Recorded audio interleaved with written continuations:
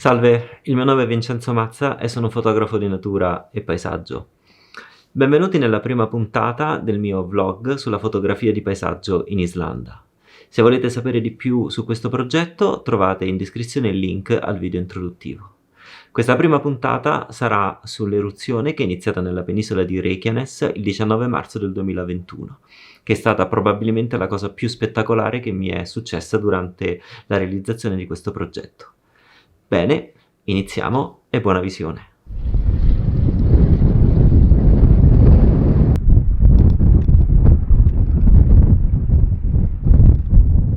Questo è un sogno che si avvera. Dall'eruzione dell'Eyjafjallajökull nel 2010 che sognavo di vedere un'eruzione in Islanda. Ho camminato per più di 10 km fuori da ogni sentiero su campi di lava per arrivare qui. C'è la lava che sta scorrendo poche centinaia di metri da dove sono io e teoricamente si potrebbe aprire una fessura ovunque qui.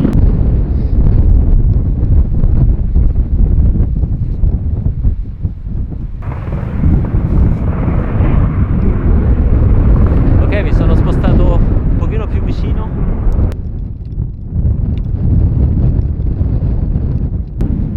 Non capisco la gente come possa essere così vicino, io non ci andrò mai. E farò qualche foto col teleobiettivo da qui. Allora, vediamo che cosa riesco a combinare.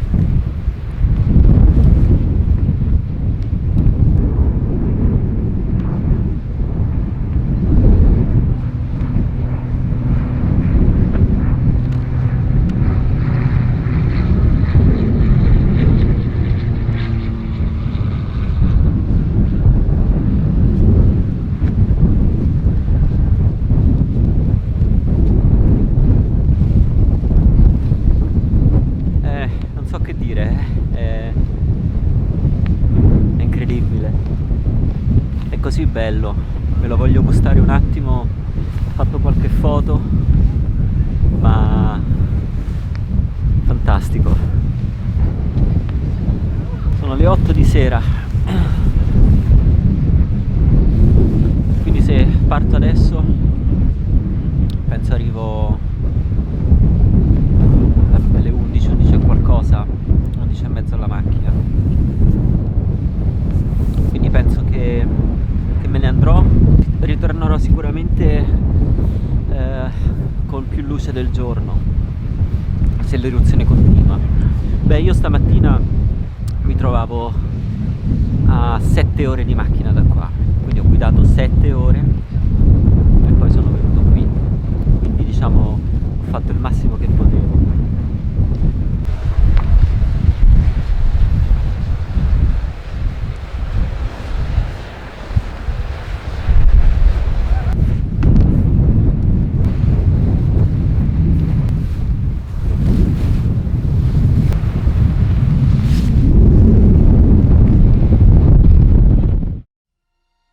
Di tutte le immagini che ho scattato durante la mia prima giornata all'eruzione, questa è l'unica che ho deciso di salvare.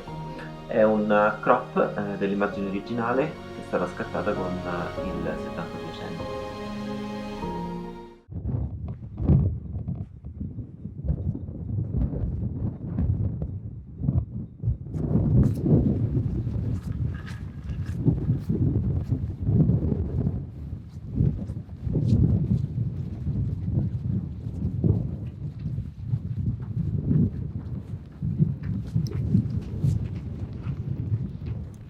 Buonasera, eccoci di nuovo qui sul sito dell'eruzione nella penisola di Reykjanes. Beh, come vedete il paesaggio rispetto a 5 giorni fa è cambiato completamente. 5 giorni di eruzione hanno riempito questa valle di lava e ha anche nevicato adesso, quindi è un paesaggio completamente diverso. Poi un'altra cosa, arrivare qui adesso è veramente semplice. Il primo giorno è stata un'impresa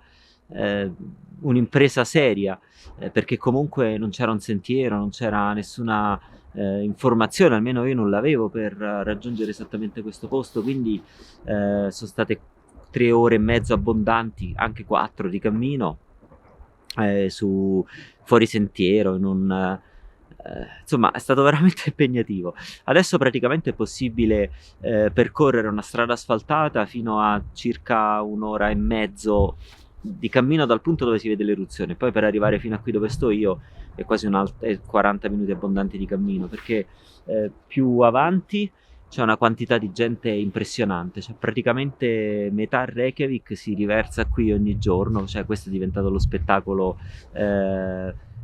gratis, insomma, per tutti quanti. È come se ci fosse un concerto dei Pink Floyd gratis ogni giorno in città, insomma. È aperto solo ai residenti, perché poi non ci sono turisti in Islanda adesso, quindi è una cosa anche bella da un certo punto di vista. Ho incontrato tutti i miei amici, quasi tutte le persone che conosco qua in Islanda in questi giorni di eruzione. Io sono salito praticamente tutti i giorni tranne uno, perché il tempo era veramente tremendo.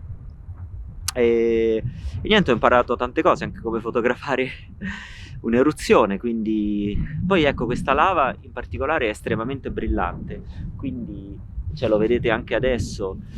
Quindi la cosa importante in un caso come questo è quello di salvare le alte luci, quindi si espone fondamentalmente per la lava e poi tutto il resto viene di conseguenza. Ecco, adesso sto cercando di fotografare questa contrapposizione fra il bianco della neve, il nero della lava solidificata e il rosso di quella liquida, e è veramente straordinariamente spettacolare. Quindi non lo so, spero che qualcosa di bello esca fuori, e vederlo dallo schermo della macchina fotografica sembra molto interessante. Quindi continuo con la mia fotografia e aspettiamo il tramonto, che già sta avvenendo praticamente, la notte soprattutto, quando immagino che tutte queste colline bianche verranno illuminate dalla luce della lava.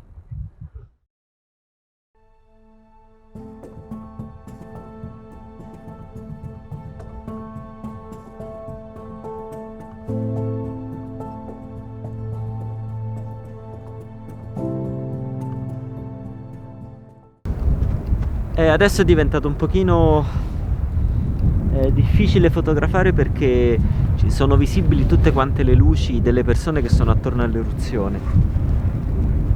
È una cosa incredibile, ci sono centinaia di persone ovunque, anche sul lato opposto della montagna. Prima c'è stata della nebbia, è stato veramente bello, e praticamente ha coperto tutte le luci. Adesso credo che per un po' me lo godo e magari provo a fare qualche foto col teleobiettivo, perché ormai col grandangolo è praticamente impossibile, troppa luci che disturbano la composizione.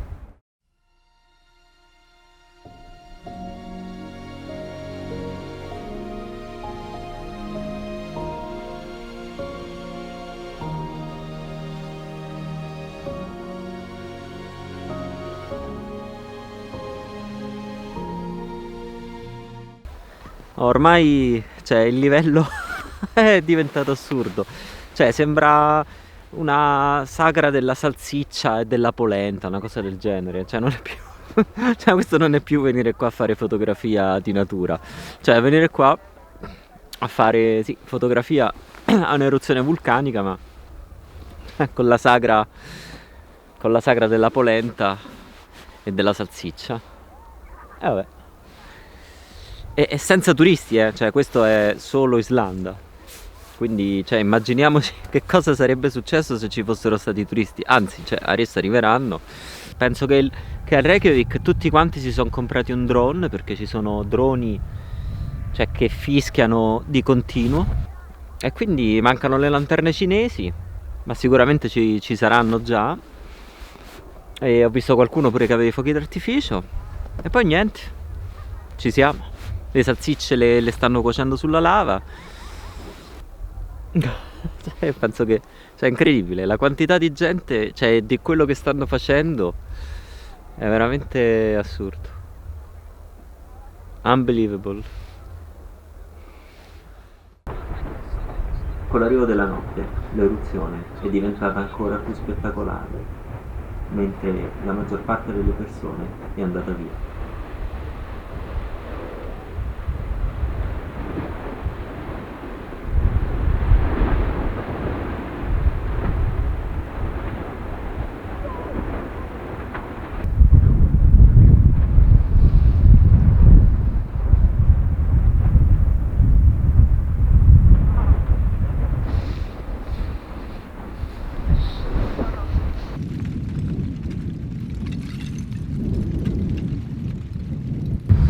Sono le 5:30 del mattino e questo posto da diverse ore è ridiventato incredibilmente selvaggio come era i primi giorni dell'eruzione. Veramente non c'è più nessuno, ci sono solo le squadre del Search and Rescue che pattugliano la zona alla ricerca di persone che possono essere in difficoltà, e c'è un gruppetto di fotografi, credo, un pochino distante da me, e io qua sono completamente sola. È incredibile, c'è delle migliaia e migliaia di persone che c'erano al tramonto, dopo qualche ora è sparito tutto e mi sto godendo questo spettacolo ultraterreno, perché io non ho altre parole per definirlo, ultraterreno praticamente da solo.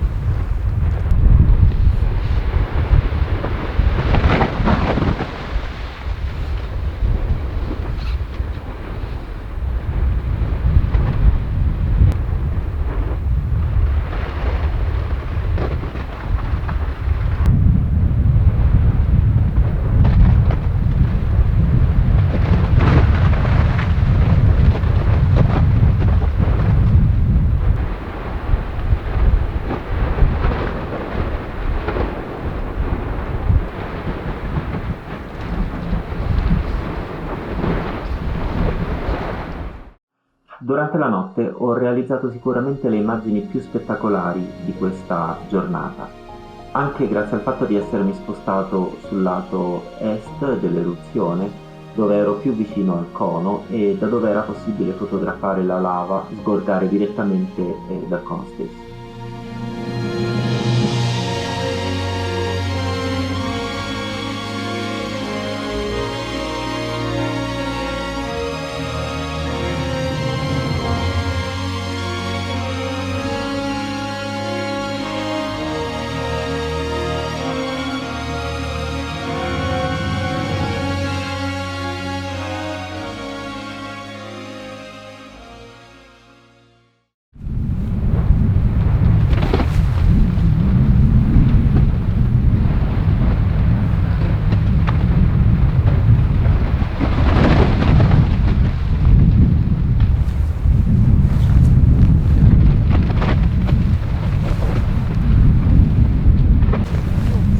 Ecco, ho passato tutta la notte qui sul luogo dell'eruzione e adesso sta arrivando l'alba e sto facendo delle fotografie col grandangolo usando questa condizione particolare di luce poco prima dell'alba.